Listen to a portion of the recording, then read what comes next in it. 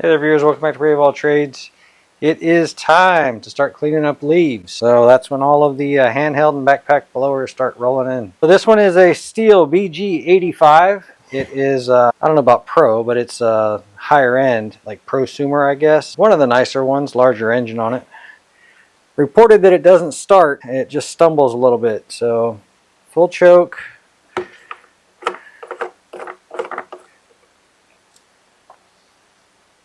Gas smells a little bit old. Full choke. Let's see.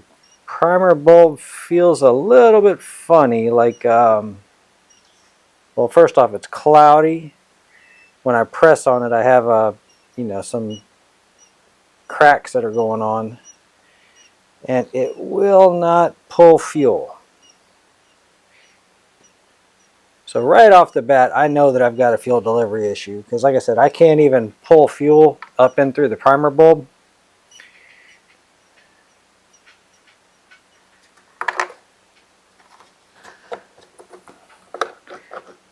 Just for giggles, that looks pretty dirty. Just for giggles, we will squirt a little bit of fuel in it and see if it fires off. I'm not sure if that was enough.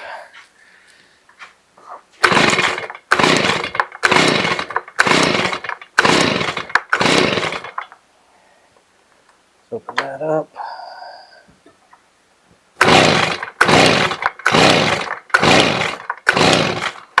Give it a little bit more fuel.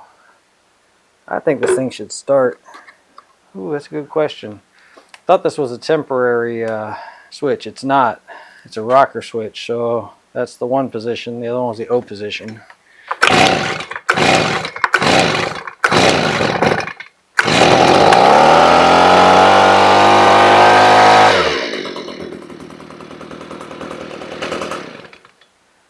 Well, that was part of my problem. Like I said, I'm not well,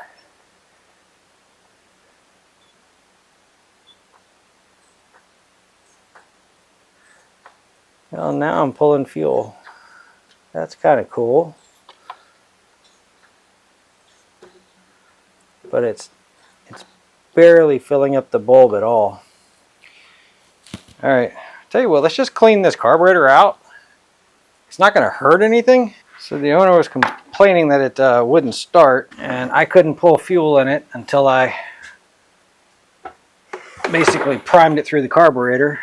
So I'm going to go out on a limb and say that we do have some sort of a problem, even though it was literally just running a second ago. To be clear, it was running on the fuel, I believe it was running on the fuel that I squirted in the carburetor.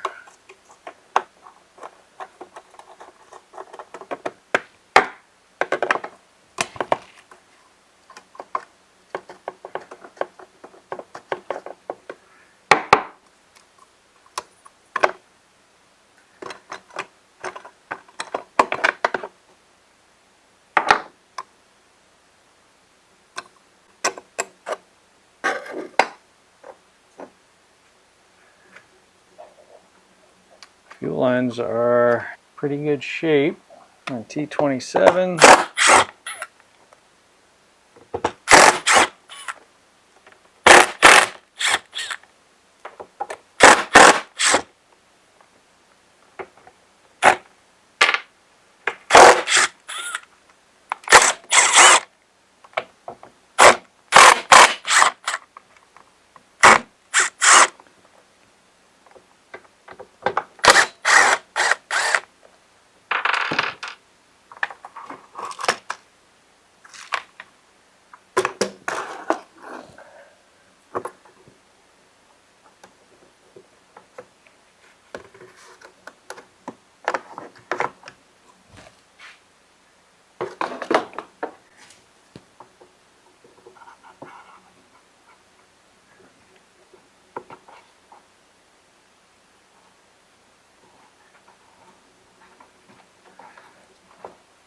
Let's leave that somewhat together.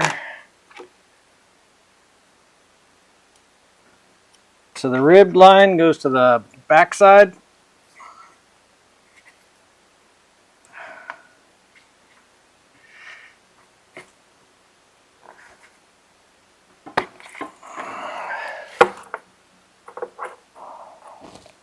When you don't vent your line, that's what you end up with, is a mess. That should be enough to make you remember, but apparently I forgot again. That's cool. Little barb came out of the carburetor.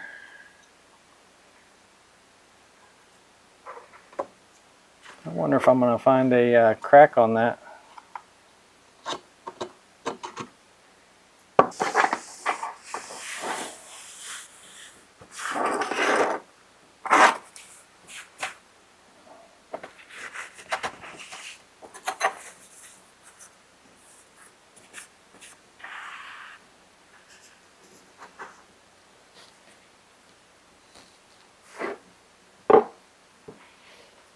That gas soaked one outside.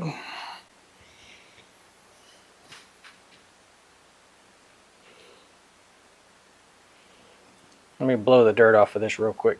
Okay, now the dirt's gone. This is a Stihl Zama carburetor, the S68. Still got the limiter caps, at least on this side, which would be should make this my low jet. So the low jet doesn't have a limiter cap on it anymore, but the high jet does. I don't believe that was factory, so I'm fairly confident this has been worked on. It might have been worked on by me, I don't know.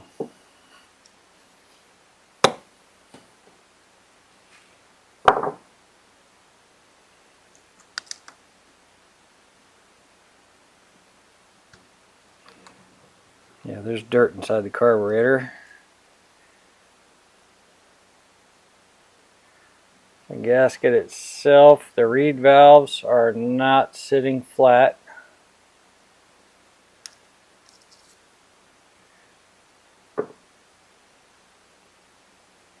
Looks like the screen has got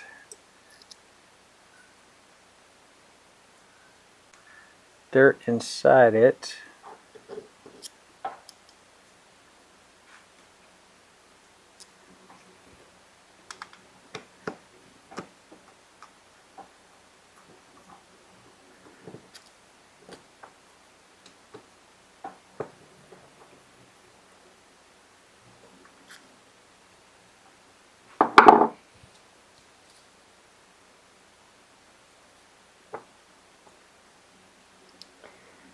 There's that discolored primer bulb. I guess I could just throw it away. Discolored primer bulb.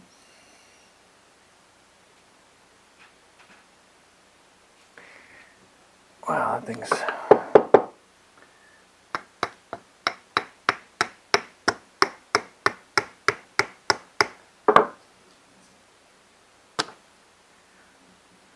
we go.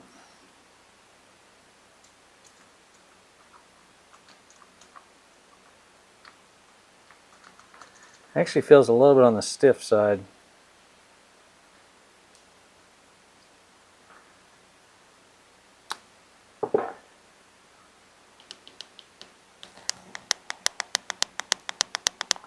Yeah, she shouldn't sound like that.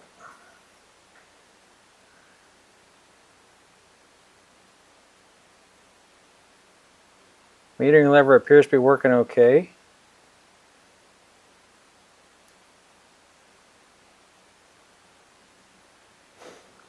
Alright, I think this one, just because of the amount of dirt that I'm seeing, I'm going to choose to go ahead and boil this one in the ultrasonic cleaner. I just have a feeling that even with the carb spray and everything, I may miss some. So let's see, this would be one full turn. Yeah, one full turn out. We're going to go ahead and pull out the low speed screw since it doesn't have a limiter cap on it.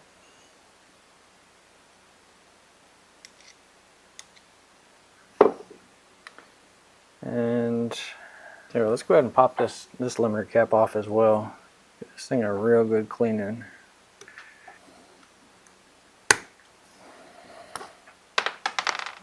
I turned it a little bit taking it out, so.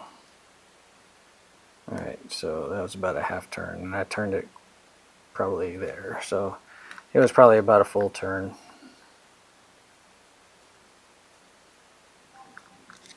We may put that back on after we get it clean. So let me put this in the ultrasonic cleaner and I'll be right back with you guys. So while we are waiting on the ultrasonic, let's go ahead and get this gas out of here and see what it actually looks like.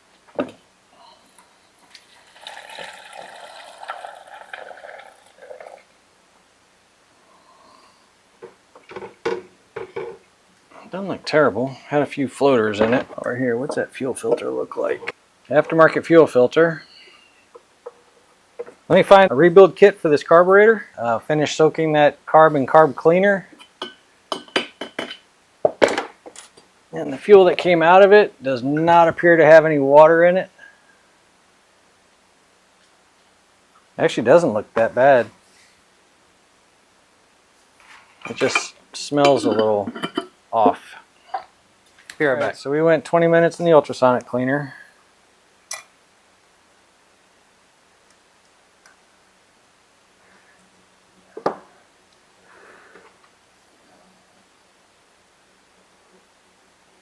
Let's wipe those off.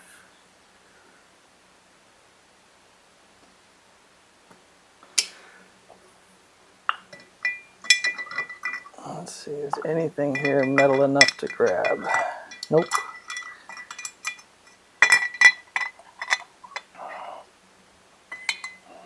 Let's pull that out. And pull this out. Is that all I have? Yep. Let's clean these out. Just so you know, there's check valves inside here. So you want to be careful blowing air across these things. And ideally, if they say if you blow air across it versus in it, it's a lot easier on them.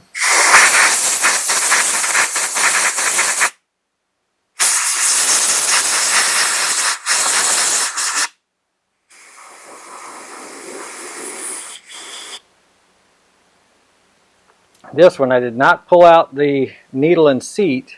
What I intend to do is I'm going to hold my finger down. I'm going to blow air through it.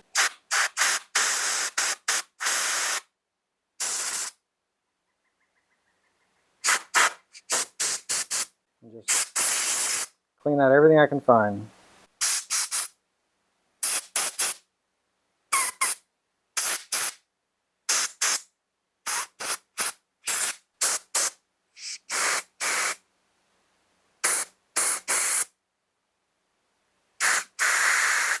Including the two jets, or the high-low mixture jets.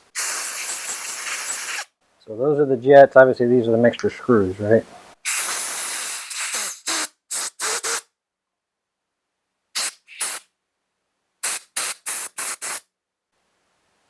Blow some air through the accelerator pump area.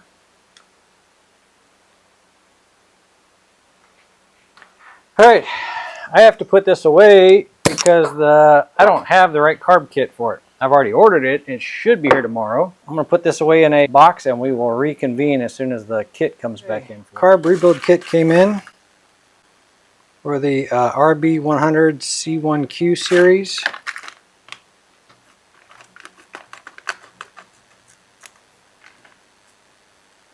Okay, so it came with new Welch plugs, which would be that small one right there if I want to take it out.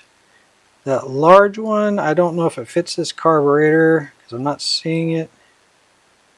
Of course, a new metering lever, a new metering rod, a new spring,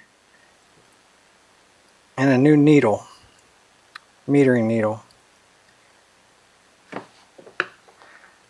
Let's compare these real quick.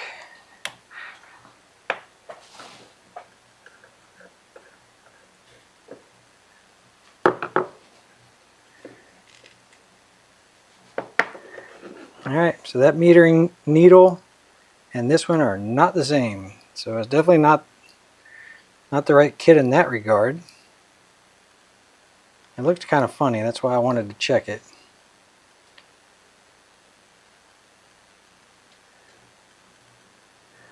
Let's see what else, if other stuff lines up.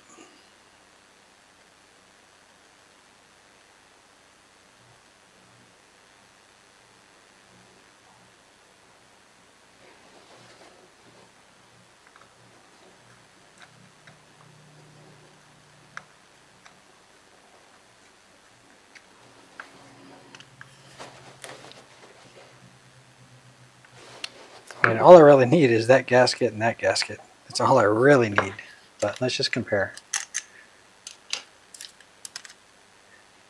Those are the same. Yep, those two are identical. This is a fuel pump gasket. This is the metering gasket.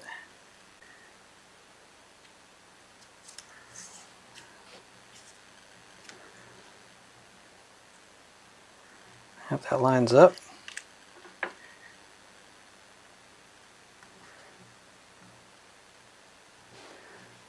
That lines up. How about this one? And that lines up. So my gaskets were right, but my metering lever, well, my metering needle, I must have ordered the wrong kit for it.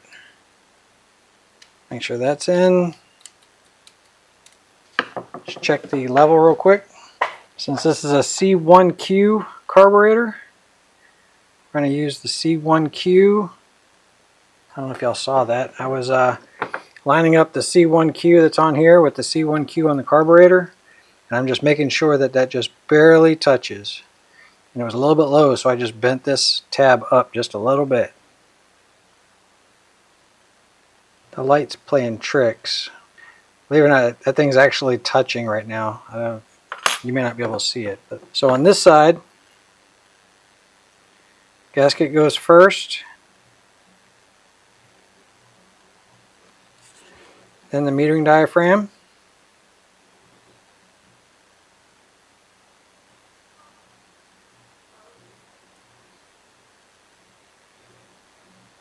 Then the primer plate. And the primer bulb. And the plate.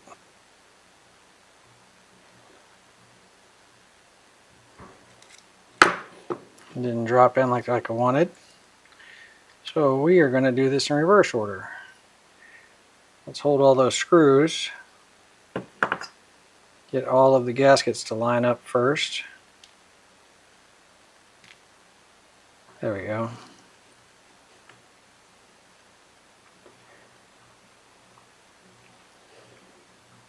If it doesn't go in easy, that means that you've missed the gasket. You want to be real cautious that you don't tear it or pinch it.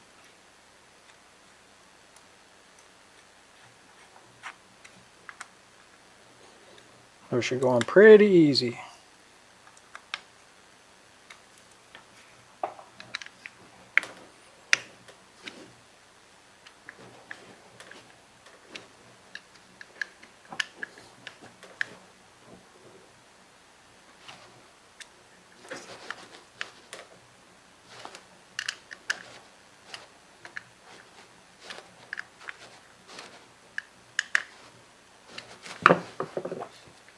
And on this side, I've already pulled out the fuel screen. Let's get the final fuel screen in there. Take that fuel screen, gently place it in there. You can use a 9/32 drill bit, the back side of a 9/32 drill bit, if you're having trouble like I am.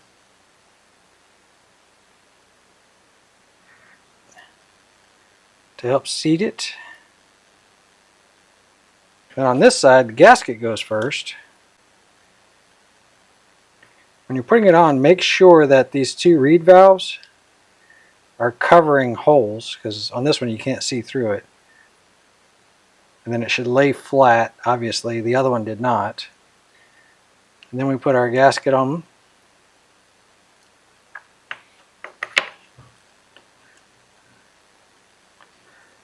And the other side of our carburetor, our fuel pump cover, I guess is what it's called. That was the fuel pump gasket and the fuel pump cover.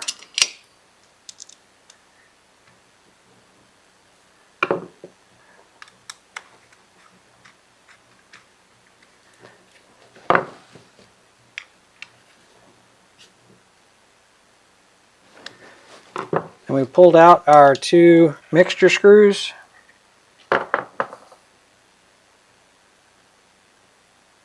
You can see one's definitely shorter than the other one. So usually they're different size threads too.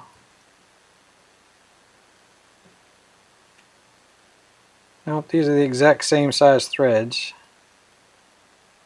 But anyway, the short one, like I can see the bottom on this side, the short one should be right here.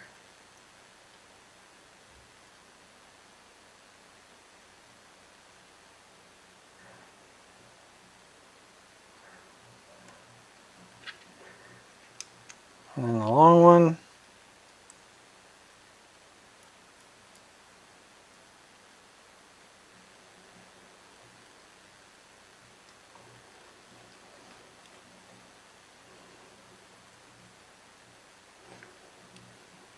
And they'll honestly both go in about the same distance.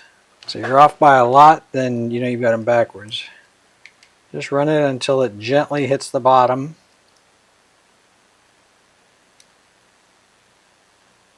Right there.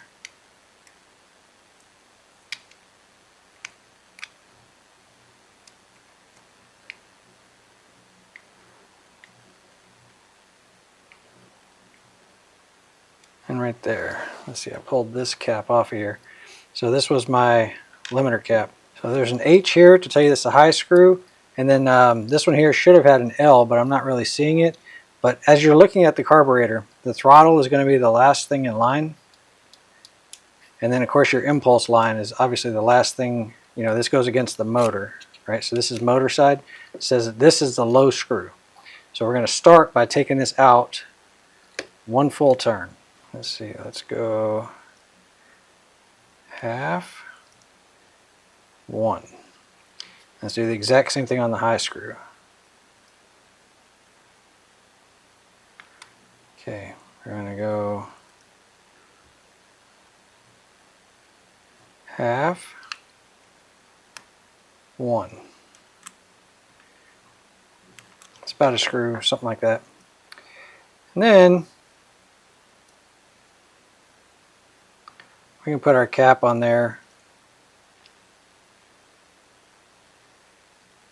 I'm going to just drop it right there in the middle. If I need to pull it back off, I will. But the two screws are about the same distance out. It tells you you've got it installed properly. So let's get this thing put back on the blower. Okay, here's the fuel lines. This is the impulse hole on this side. This side here is just blank. It looks like it has a hole there, but it's not. So you have to make sure on the carburetor that the impulse hole right there, it's what drives your metering valve, is in line. Let's set this in place. I hook up my fuel lines. If you have fuel in your system, you could check it right now. I don't. Let's see, I think this goes like that. And we've got another gasket on this side. This likely only goes on one way. Yeah, because if I had it the other direction, obviously you couldn't get to the choke, right?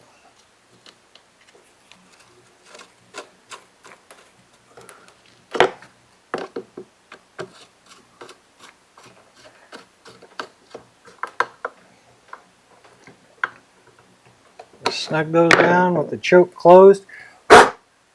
Just knocking some of the dirt off of there that I didn't realize I had.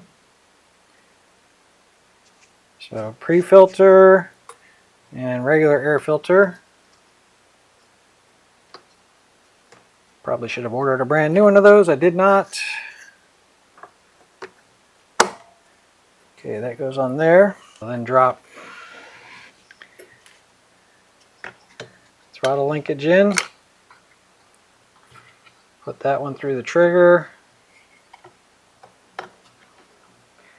Like so. This is how your throttle control works. You need a close-up of that.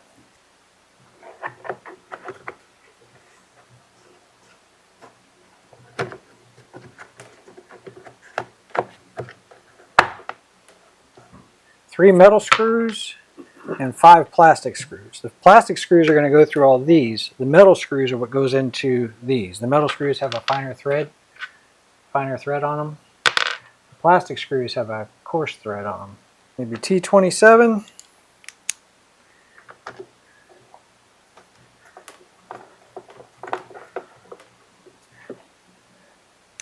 After you get a couple of these in, we're going to check to make sure that the trigger works and that when we turn our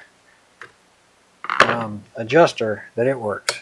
So trigger still works, see? And then if I turn this, it moves that throttle on its own and brings it back. Just to make sure you haven't pinched anything.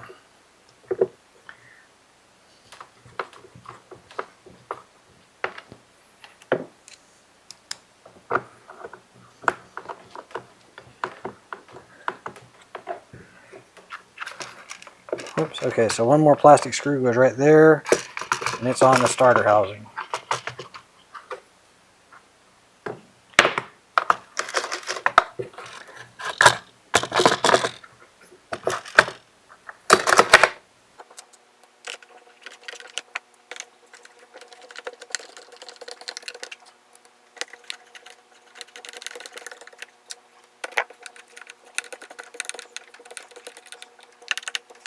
Before I get too far carried away and you guys can't hear me anymore, so I'm going to fill it up with fuel. I'm going to hit the primer, and I'm going to make sure that about half of it is filled up with fuel. You can usually never get all of it out.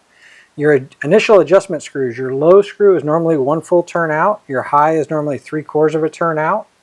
Your choke is in this forward position, so I'm going to, after I fill it up with fuel, I'm going to prime it up. I'll make sure that I'm in the start position up here. Start position up here. I'm going to give it some pulls. Once it fires, I'm going to push it back to about half choke. I'm going to pull it, or fires as it rolls over. It just goes boom, rather than the normal brap, brap, brap. That's my sound effects. Once it does that one time, if I kept pulling when it's in that position, it's going to flood. So you move it back to a half choke position. And then we start pulling until it fires. Once it fires, then we're going to push it back to the run position. We're going to let it warm up just a little bit, and I'm going to adjust my idle speed screw, which is up here, to have the idle at just a little bit higher than I want. I'm going to grab my low speed screw and I'm going to turn it both directions for maximum RPMs. And then once I hit maximum RPMs, I'm going to turn it literally about that much back, just a hair back. In other words, open, counterclockwise, to make it richer. Basically just letting more fuel in to make it richer. That makes it run cooler. And then I'm going to adjust my high speed screw, and you want to use a tachometer for this, by the way. But you're going to set the tachometer for the max RPMs. This right here, the high speed screw, sets your max RPMs. Anyway, that's what I'm going to be doing. Let's get this thing fired up and see what we have.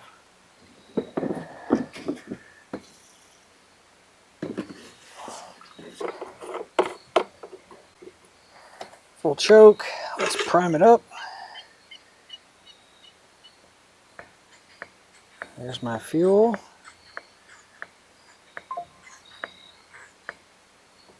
Yeah, about a half a bulb, something like that. Okay, I'm in the on position. All right, that was my start. You guys heard it rev up. And we half choke.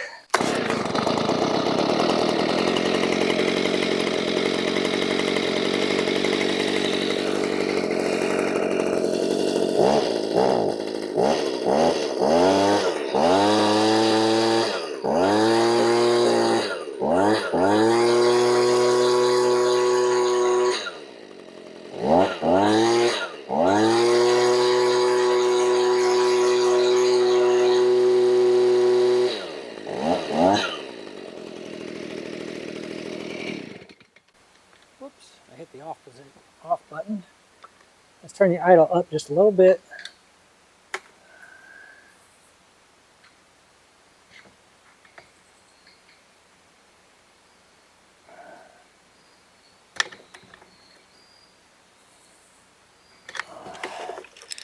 Okay.